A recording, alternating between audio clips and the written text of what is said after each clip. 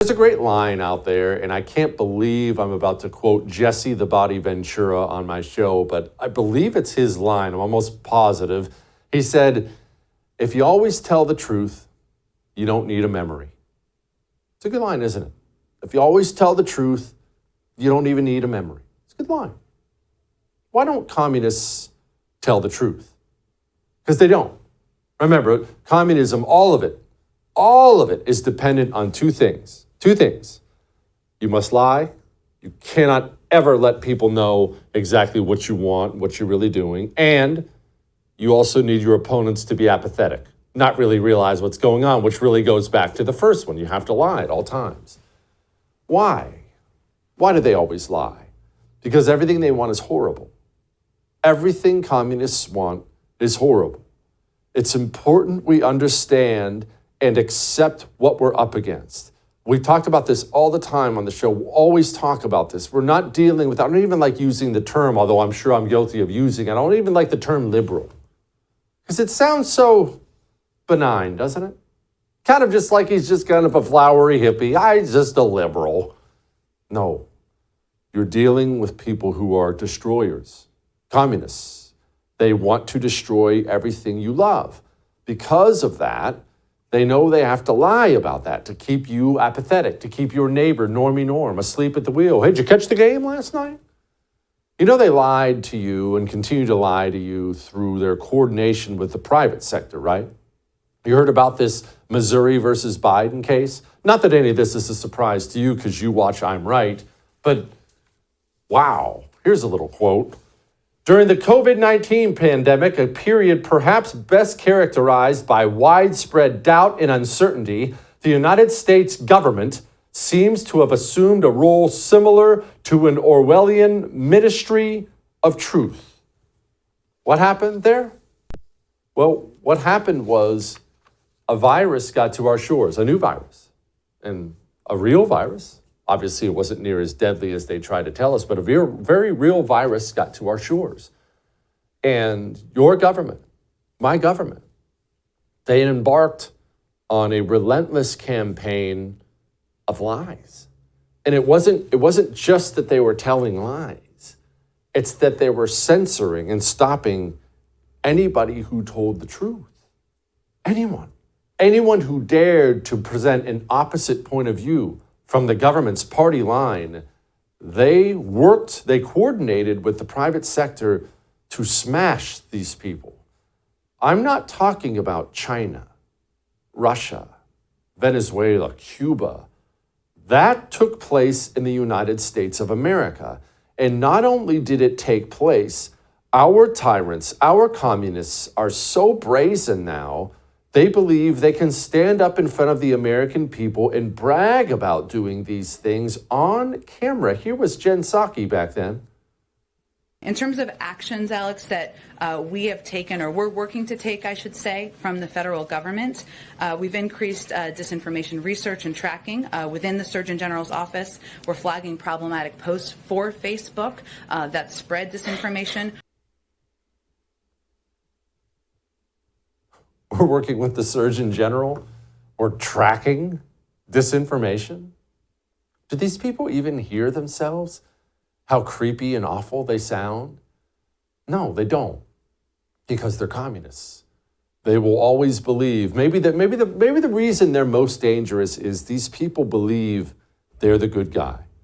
When they look at you and tell you to shut up, when they delete your Facebook account for maybe questioning the vaccine, they do that, and they sit back with a smirk on their face and believe they're the good guys.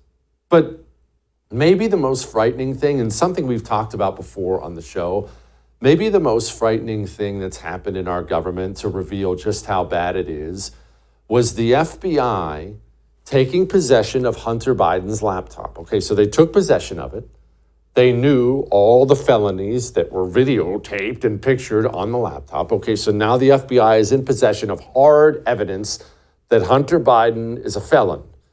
This is when Joe Biden's running for president. He's not president yet, he's running for president. The FBI chooses to do nothing.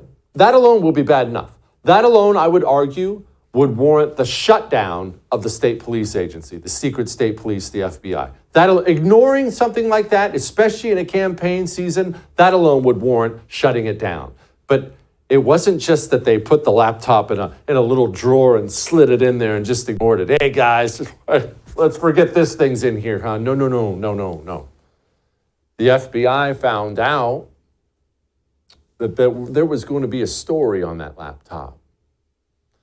And the FBI, instead of just ignoring it, turning a blind eye, don't take it from me. Take it from Mark Zuckerberg. Is the FBI, I think, basically came to us, some folks on our team, and was like, hey, just so you know, like, you should be on high alert. We thought that there was a lot of Russian propaganda in the 2016 election. We have it on notice that basically there's about to be some kind of dump of that's similar to that. So just be vigilant. Hey, there's going to be some Russian disinformation coming down the pike. Oh, he had more to say.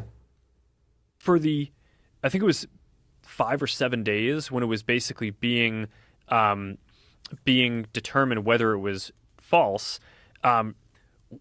the distribution on Facebook was decreased, but people were still allowed to share it. So you could still share it, you could still consume it. So when you say the distribution is decreased, it got shared. How does that work? It basically, the ranking in newsfeed was a little bit less. So fewer people saw it than would have otherwise. So it definitely... By what percentage? I don't know off the top of my head, but it's meaningful. No. It didn't block it. It's just that a bunch of people didn't get to see it because we just kind of knocked the rankings down. We coordinated with the FBI to censor a story that would have made Joe Biden look bad when he was trying to be president. And yet the FBI still exists. And maybe you're already about peak outrage. Well, get ready, buckle up. Miranda Devine at the New York Post, great reporter at the New York Post. She's the one dropping all this stuff. Gal Luft, the whistleblower. Take a listen. But perhaps the most alarming information I revealed was of a mole within the DOJ who shared classified information with Hunter Biden and his Chinese partners. I told the DOJ that Hunter was closely associated with a very senior retired FBI official. The information I provided the FBI in March of 2019 was fully corroborated 9 months later when the famous laptop belonging to Hunter Biden, which contained all the emails and receipts, was handed to the FBI. The FBI knew from me about the Biden CFC deals before they got hold of the laptop, way before. They had enough time to investigate the issue, but they didn't. But instead of showing appreciation for my whistleblowing, I became public enemy number one.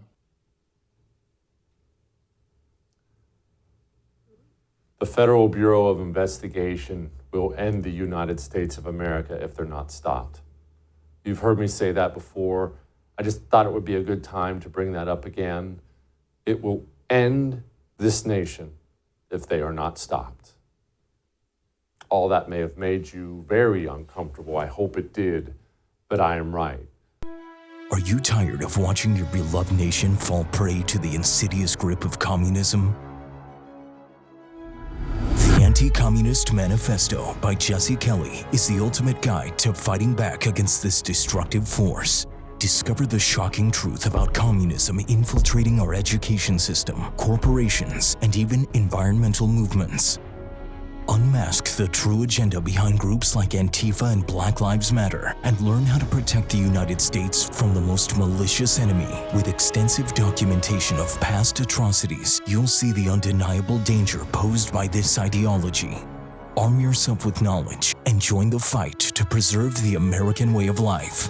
The Anti-Communist Manifesto, a new must-read book from Jesse Kelly. Get your copy today at jessekellybook.com or wherever books are sold.